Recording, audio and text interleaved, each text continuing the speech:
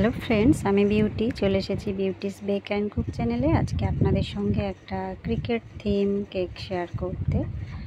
আমি প্রথমেই ফন্ডেন্টের কাজটা দেখিয়ে নিচ্ছি। অনেকেই ফন্ডেন্ট নিয়ে অনেক প্রশ্ন থাকে, সমস্যা থাকে।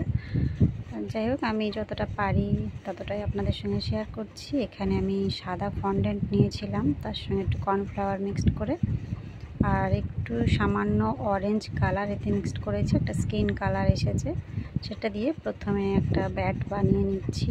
তো লম্বা করে শেপটা দিয়েছি, দিয়ে দুটো আঙুল দিয়ে চেপে এটা ব্যাট বানিয়েছি।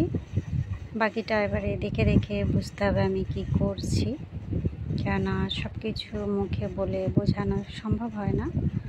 নিজেদেরও একটা প্র্যাকটিসের ব্যাপার থাকে বা দেখে শিখতে হয়, এরকম ব্যাপার থাকে। যে কয়েকটা উইকেট বানিয়ে নিচ্ছি। এখানে আমি টুথপিক দিয়ে দিচ্ছি উইকেটের মাঝখানে, নচেত এগুলো সোজাভাবে রাখা মুশকিল হয়ে যাবে। কেকের উপরে এগুলো গেঁথে গেঁথে দিতে হবে। আর কেকটা আমি ফাইনালাইজিং করে 3-4 ঘন্টার জন্য ফ্রিজে রেখেছিলাম ঠান্ডা করতে, কেননা আমি ঠিক ডেলিভারির আগের মুহূর্তে ফন্ডেন্টগুলোর উপরে বসিয়ে দিয়েছি। এটাই করতে হয়, নচেত কী হয়, ফন্ডেন্ট দিয়ে কাজ করে সঙ্গে সঙ্গে কেকের উপরে দিয়ে আবার যদি ফ্রিজে রাখেন, সেক্ষেত্রে ফন্ডেন্টগুলো ফ্রিজের ময়েশ্চারটা শোক করে নিলে একদম নরম হয়ে যাবে, জল ছাড়তে থাকবে। যেহেতু এগুলো চিনি দিয়ে তৈরি, সেই জন্য এগুলো ফ্রিজে না রাখাই ভালো। ঠিক ডেলিভারির আগের মুহূর্তে এগুলো লাগিয়ে তারপরে ডেলিভারি দেওয়া ভালো। এখানে আমি 3টে উইকেট বানিয়ে নিয়েছি। উইকেটের উপরেও যেটা থাকে সেটাও করে নিয়েছি। এবার একটা বল বানাচ্ছি,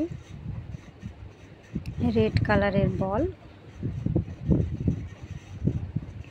আর একটা ব্যাটের যে হ্যান্ডেলটা ছিল ধরার, সেটা বানাবো রেড কালার। কাস্টমার আমাকে ছবিটা পাঠিয়েছিলেন, সেইভাবেই আমি ফলো করছি। কি কি কালার ছিল সেইগুলো, কিছুই না, একদম সিম্পল। তবু অনেকের অনেক রকম সমস্যা হয়ে থাকে, যার জন্য আমি যখনই কেকগুলো বানিয়ে থাকি আপনাদের সঙ্গে চেষ্টা করি যতটা পারা যায় শেয়ার করতে, কেননা আমি জানি অনেকের অনেক উপকার এগুলো লাগে।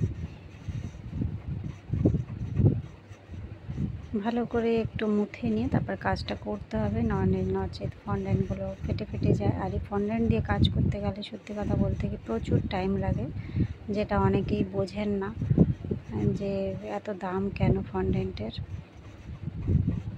একটা জিনিস বানাতে গেলে সেটা কেকের উপরে রাখতে হবে, তার প্রপার শেপ দিতে হবে, তাকে টাইম দিতে হবে, অনেক কিছু ব্যাপার থাকে, যেটা 1 ঘন্টা 2 ঘন্টাও লেগে যায়। এমন এমন কাজ থাকে ফন্ডেন্টের। সেক্ষেত্রে আমাদের যে মজুরিটা, যে খাটনি এর পেছনে, সেটা অনেকেই বোঝেন না। সেই মূল্যটা তো আমরা ধরিই না, শুধু ফন্ডেন্টের কতটা আমি ইউজ করছি সেইভাবেই ধরি। আচ্ছা, ব্যাটের উপরে যে কালো বর্ডারগুলো থাকবে সেগুলো এখানে পাতলা করে বেলে নিয়ে এগুলো কেটে নিচ্ছি। এর আগেও ফন্ডেন্টের আমি অনেক ধরনের কাজ আপনাদের সঙ্গে শেয়ার করেছি।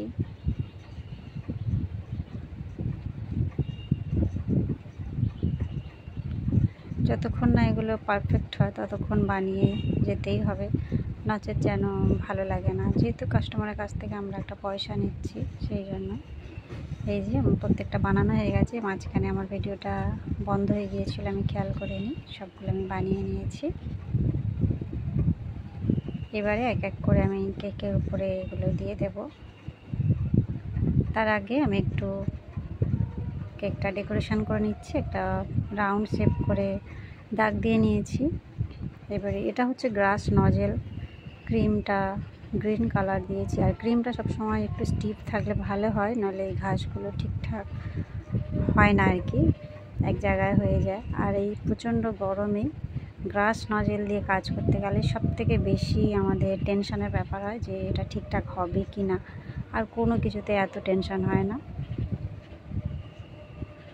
তাই বানাতে বানাতে আস্তে আস্তে ক্রিম একদম নরম হয়ে যাচ্ছিল, যার জন্য খুব সমস্যা হচ্ছিল। এই জন্য আগে থেকে কি করবেন, কেকে ক্রিমের সঙ্গে গ্রিন কালারটা মিক্সড করে কিছুক্ষণ ফ্রিজে রেখে দেবেন, তাহলে সেটা একটু স্টিফ হয়। তারপরে সব গ্রাস নজেল দিয়ে কাজ করতে সুবিধা হবে। নিচে একটা বর্ডার করে নিলাম। এখানে আমি একটা ভুল করেছি, কাস্টমার যে ছবিটা দিয়েছিলেন মানে মাঝখানটাও গ্রিন ছিল, সেটা আমি খেয়াল করিনি, আমি সাদাই রেখে দিয়েছি। যাই হোক, সেটা নিয়ে আমি পরে কাস্টমারের সঙ্গে কথা বলেছিলাম যে এখানটা আমার একটু মিস্টেক হয়ে গিয়েছে। আর কাস্টমার বলেছেন কোনো ব্যাপার না, কেক খুব ভালো হয়েছে। যাই হোক, সাইডে নামটা লিখে নিয়েছি। এক এক করে আমি সবগুলোর উপরে প্রেস করছি। এই যে আমি যে টুথপিকগুলো দিয়েছিলাম, দেখুন কেমন গেঁথে গেঁথে দিতে হচ্ছে, নচেত এগুলো পড়ে যাবে।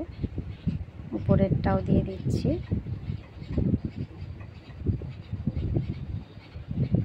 ব্যাট বল, বলের উপর একটু সাদা সাদা ফন্ডেন্ট দিয়েও আমি স্ট্রিপ কেটে দিয়েছিলাম, সেটা দেখানো হয়নি। এই হলো কেকের ফাইনাল লুক বন্ধুরা। কেমন লাগলো? ভালো লাগলে অবশ্যই একটা লাইক করবেন, চ্যানেলটা সাবস্ক্রাইব করে রাখবেন। দেখা হবে নেক্সট ভিডিওয়ে। Bye bye.